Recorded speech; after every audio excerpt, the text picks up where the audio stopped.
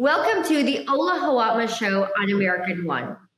Joining me today, Scott from McJ Today, American One, and Bob Bishop. I've known Bob since my congressional run, involved USDA on the AG committee, does so much. Thank you both for coming on. Yeah, what I'd like to tell people about how I got to know Ola. We were introduced by a four-star general, and we both lost the same congressional seat. But we made a big impact. Absolutely. It's absolutely insane how we lost, the stories that I hear of your congressional campaign, and then here's a four-star general that endorses me, had to drop out, didn't have enough money because $83,000 wasn't enough, but they bring on someone with 2,800. Yeah. And that makes complete sense. Yeah. That's a story for another show. That's a story. Corruption at its finest. That's a story for another show. And Scott, Scott's been godsend. Your shows rock, and the shows are always so much better when Scott's on. You give me a lot of credit. I do what I can, but I know that our conversations, when we have them, are enjoyable. We get really deep in the topics, and they're about things that real Americans care about, and we're not afraid to say the truth. Absolutely. And speaking of real Americans, I mean, so Bob, you're involved. What does it take to get involved in the Agriculture Committee or even USDA? To sit on the committee, what does it take? I'm on two committees. I've been on three different congressional ag advisory committees, so starting with Congressman Gibson, then Congressman Faso, and now with Congressman Molinaro. But I also sit on the U.S. Agricultural Policy Advisory Committee, which is 30 members of trade organizations throughout the country that advise the U.S. Trade Representative and the Secretary of Agriculture on trade policy. I'm also been president of the National Livestock Exporters Association for the past 5 years. We ship livestock, mostly cattle, all over the world. Plus, I started out in 2009. I was the first person to ship hay to China, and now China is our largest U.S. hay trading partner. Wow. So I've been involved in exporting my whole career. How has it changed from Trump's administration to Biden's administration? The big thing that has slowed down our exports is the strength of the U.S. dollar. And we still have a strong dollar under the Biden administration. But our trade deficit is at an all-time high.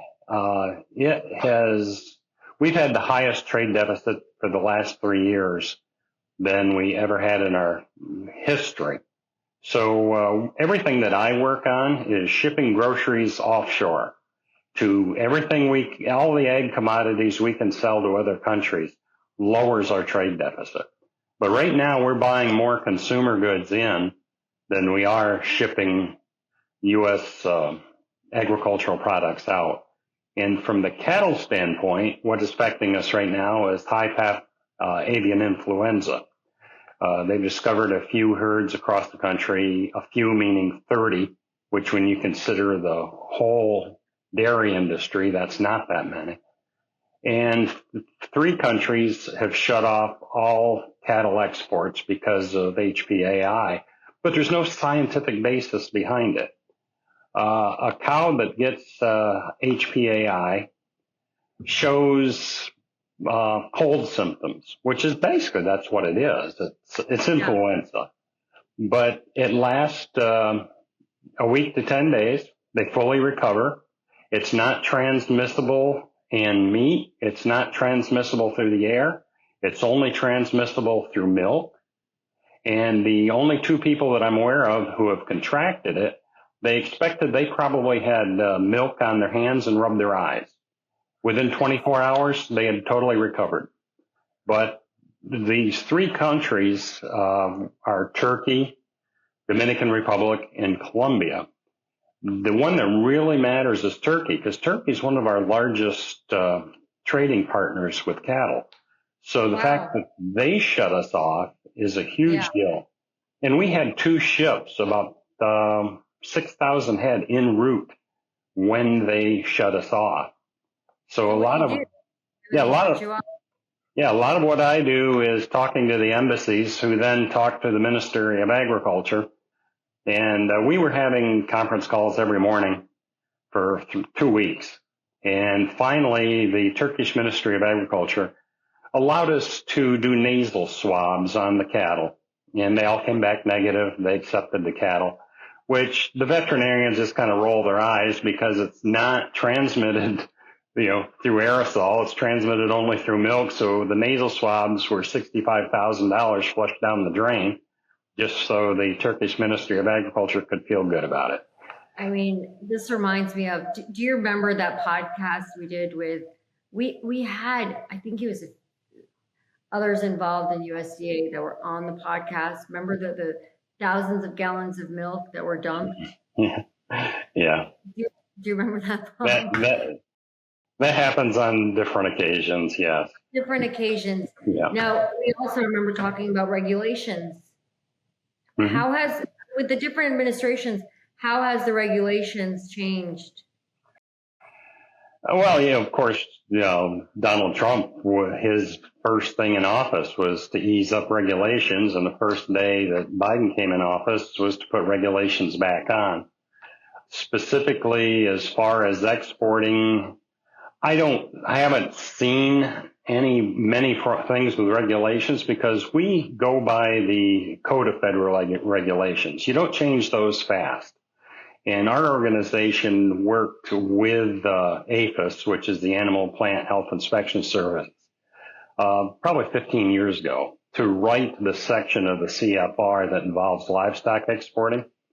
Yes. So we're pretty solid, all scientific based on that. But what we have seen is APHIS is running a budget deficit. We haven't been able to get the people to come and do the inspections when we need them. The cost that they charge us for their time on inspections, from the minute they leave home to the minute they return home, they've tripled. And we have a meeting coming up on the 17th of July with APHIS. And that's going to be a big topic of discussion, is you're stifling exports, because all of a sudden you have tripled our regulatory cost, because we're having to pay you for everything. And what that has to be passed on to the customer. Well, with the strong U.S. dollar, if we add that on top of it, we start losing market share to countries like Canada, Uruguay, Brazil, who can come in and undercut us on price. Admittedly, other than Canada, the other countries probably don't have the genetics that we have in the U.S., even though their herds are based off of U.S. genetics. So we can sell them that we have a higher quality product. But our costs are going up just because under the Biden administration, they're passing more and more user fees onto the exporters. Yep. There is, I mean, some people say that there's no involvement, with politics and with what you do, but there's huge involvement, obviously. And we've seen when we request scientists from APHIS to come and speak with us or go to seminars with us or do trade shows, that they don't have any money for travel. They're all working from home. The office in Riverdale, Maryland for APHIS is pretty much empty today. The supervisors go in a few days a week. Everyone else is working from home, which may be a good thing, but it's just hard to get them. And they, off the record, agree with us. We would love to support your industry, but our hands are tied. Wow. Yeah, I hear that a lot. Our hands are tied. Scott, do you have any questions?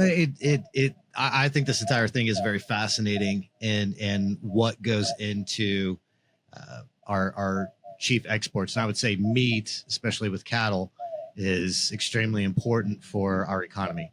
my antenna always goes up whenever we hear we're importing more than what we're exporting.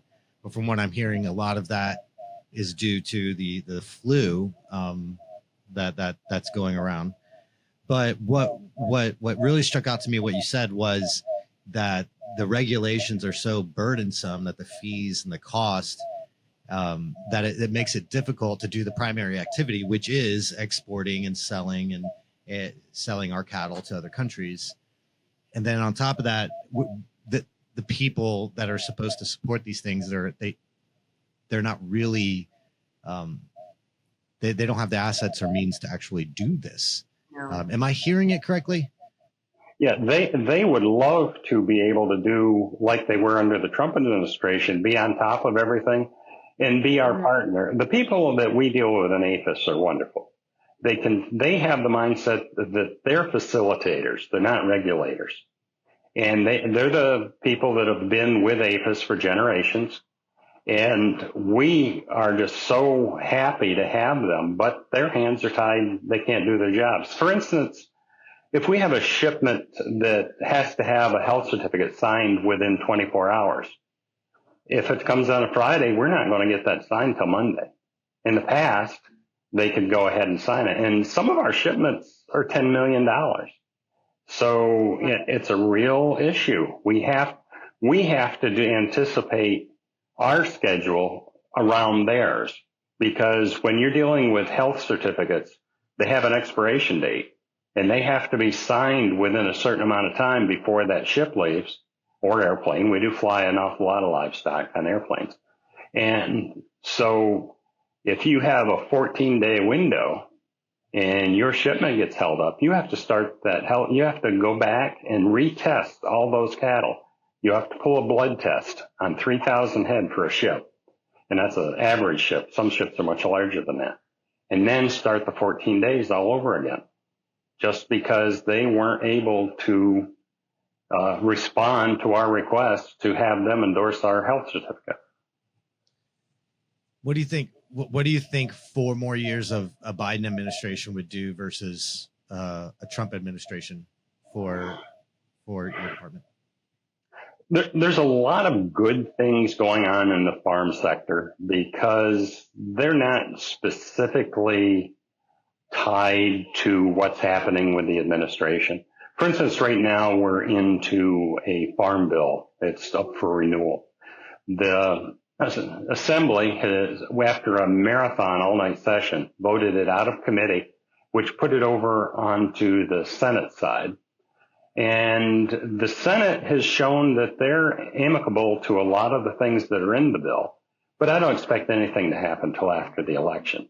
But some of the good things that are in it is, although there's increased spending, there's no tax increase, because the increased spending will come from savings that are being taken out of other areas of the Farm Bill. And, as Ola knows, dairy is a huge thing in our area. And a big important thing in the bill is whole milk is going to go back into the school lunch and WIC programs after it was taken out in 2010, thanks to Michelle Obama. And USDA is doing a great job on the high path avian influenza. The people at APHIS are on top of it. I had a meeting 2 weeks ago. I asked Secretary Vilsack, can we just go at the highest level? Can you talk to the Minister of Agriculture in Turkey and get this restriction lifted? And I was surprised. He said to me, I am talking with him. So, wow. Cool. But we have some great veterinarians with APHIS that are working on this 24/7. They've taken some of their top people and said, anything else you were working on, put it on the back burner. Until this is resolved, this is your job. And APHIS ran into some resistance, and I can understand it because I tend to be that way, from farmers not wanting to report everything that was happening on their farm to APHIS. You don't invite the regulators in unless you have to. So as an incentive now, APHIS is paying farmers their covering any losses they had due to HPAI, with the caveat that, okay, there will be no repercussions. It'll be anonymous. You report what's happening on your farm. You let our veterinarians come into your farm, test your animals, find out where your cows might have gotten it from. Right now, the theory is, and I think it's a correct theory, it's migratory birds. So it should be within the next few weeks working its way out, and we won't have anything until fall. And so that's where they think the HPAI came from. But like I mentioned earlier, the basis for the restriction has no scientific, basis at all, because they've discovered it's only transmissible through milk, and there is cow-to-cow transmission. So everybody that is involved in dairy has always been very cognizant of biosecurity. And they've stepped up their biosecurity practices to stop the spread of HPAI. They've done they've done thousands and thousands of samples at locker plants and slaughterhouses. There is no virus in meat at all. And they've also checked about aerosol transmission. That isn't how it gets transmitted. It only gets transmitted via milk. And I think we've got it under control. The last word, I talked with the embassy yesterday in Ankara. They said, give us 3 weeks, and I think we'll have the market open back up. Wow. That's interesting, because I know a lot of viewers, including myself, sure Scott too, we don't know much about what you do and with the regulations in USDA. They don't put it out there. Is there anything you'd like to add for the viewers, or anything you'd like them to know? Oh, I could go on all day. How much time do you have? So another good thing that's, coming out, as much as I think Donald Trump is the savior of our country, there are good things going on with USDA. One is RAP funding. That stands for Regional Agricultural Partnership Program. And it's $1.2 billion. And it's focusing on Africa, Latin America, the Caribbean, and Asia. These are areas with a growing middle class and growing income that, looking down the road, that's going to be where we're going to change our trade deficit. They don't have much of a manufacturing base, but they need our products. So we can lower our trade deficit by shipping our products into these countries. And as an example, I should add here that programs like these have shown a 20-to-1 return from tax money invested. They're cost share programs. For instance, for instance, if I use the money, they'll buy my plane ticket and pay for my motel room to go to a trade show in Kazakhstan. I went a couple of years ago. And the sales that I brought back from Kazakhstan, they were much more than 20% more than what the trip cost me. Wow. So this is a good way of spending tax money. We get a big return on it.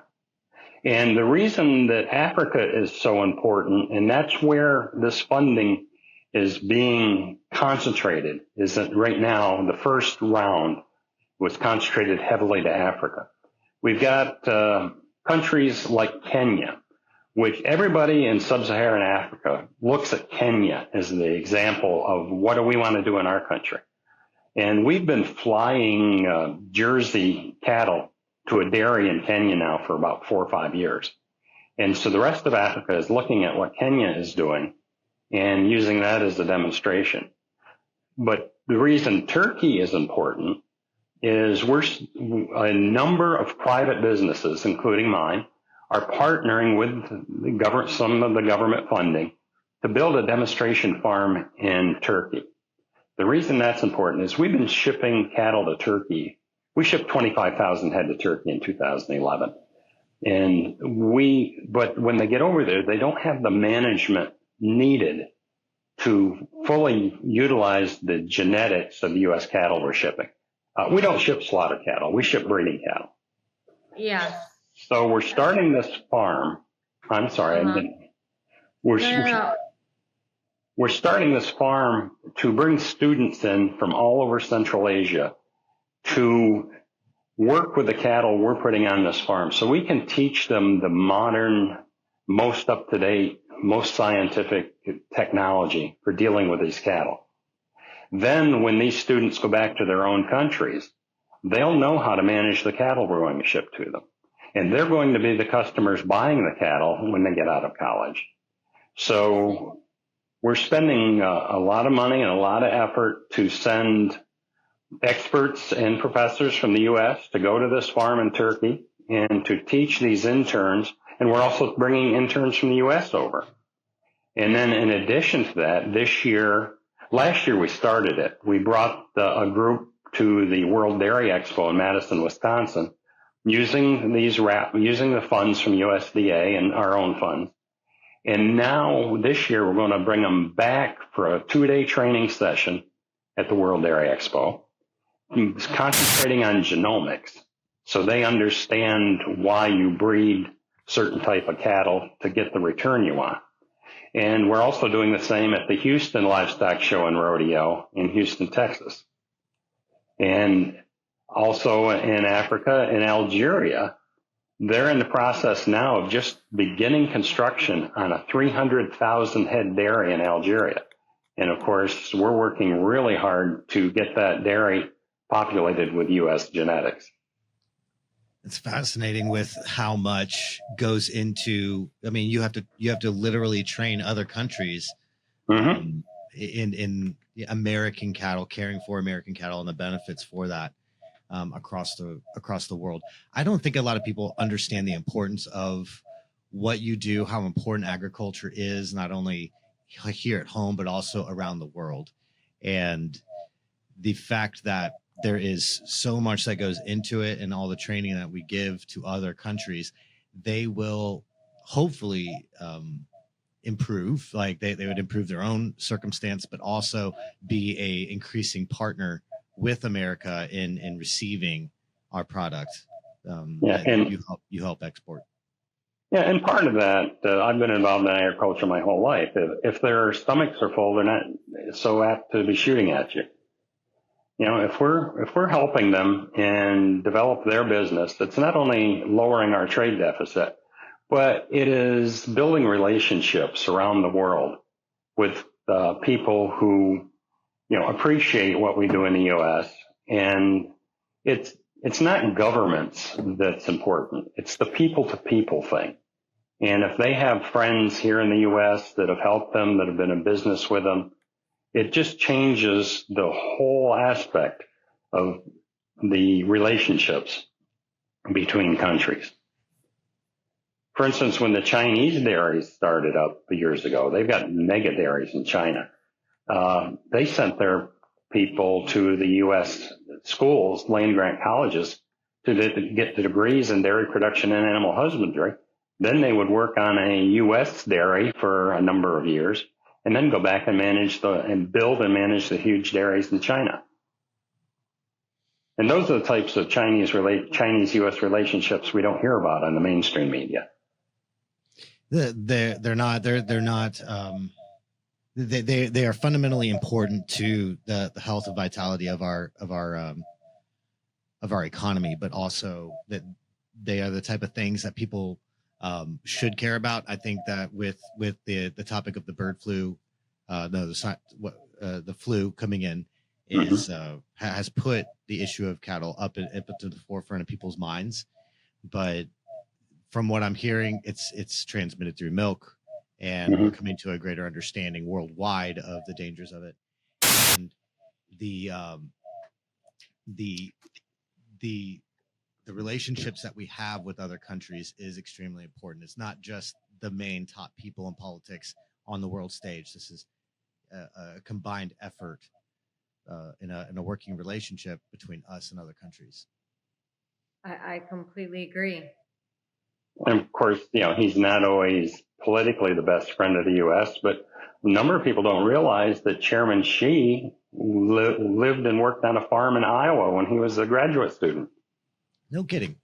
Yes. Well, I am proud and happy that we have one of ours involved, in the Ag Committee and USDA, because I mean we just right now I feel like there's so much against us conservatives. A question that I had for you, Bob, is getting grants. Like I know that you said you help students, and as a farmer, how easy is it to access grants today? They're available. Because farmers are conservative, I would think there are a number of farmers who hesitate to go that route because there's always strings attached. But they also are very, very helpful and useful. There's an industry out there that will help you do this.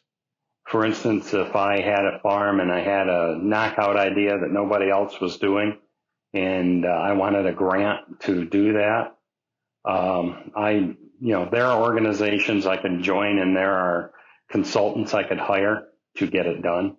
It's kind of overwhelming for someone who's trying to run a farm and do a grant application on their own. But USDA has got a lot of good money out there to help individuals. For instance, the RAP program I talked about, the MAP, which is Market Access Program, Foreign Market Development, they all go to nonprofits. For instance, I help administer it because the Livestock Exporters Association of the USA, of which I'm president, is a nonprofit. So I can access that money for the benefit of our members. And for instance, if a member wants to go to a trade show, I can get the money for him, but he has to be under the understanding that he's promoting all of our organization, not his own business when he's there. And everybody's fully aware of that. That's not an issue. And when he gets home, he has to give us all of his trade contacts and write a summary of everything that happened at that trade show. So when I say there's strings attached, those are the strings, but they're good strings. And so USDA is really committed to helping us, like the 1.2 million for the RAP, or 1.2 billion with a B for the RAP program is huge. Wow. And that targets markets that are going to lower our trade deficit. Well, farmers always have a special place in my heart. As you know, my family immigrated here. They were farmers. It's in my blood. Yes. What does it take to, like, let's just say, for example, I mean, in closing, I wanted to get more involved with USDA or the Ag Committee. Sure. What does it take other than $1 million? Join a trade organization. That's where USDA looks to the trade associations for their advisors. So, join the trade association, whatever commodity that interests you. Like I said, I'm also a member of the U.S. Forage Export Council because I sell hay. So I belong to two major national trade organizations. But a description of what I do is a friend of mine, former governor of Idaho, he and I went to China twice. His name is Butch Otter.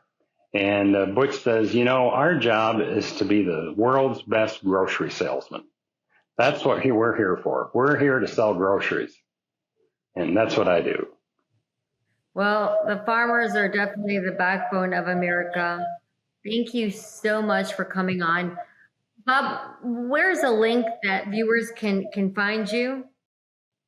If they want to check out our organization, they can go to livestockexports.org, or they can just Google the U.S. Livestock Exporters Association. Well, I am going to make sure, Scott, I guess we'll put that out. We'll put that up there with it. Thank you again. Thank you for coming on. You have a blessed Sunday, and thank you for everything that you do. Yes, you too. And thank you for inviting me.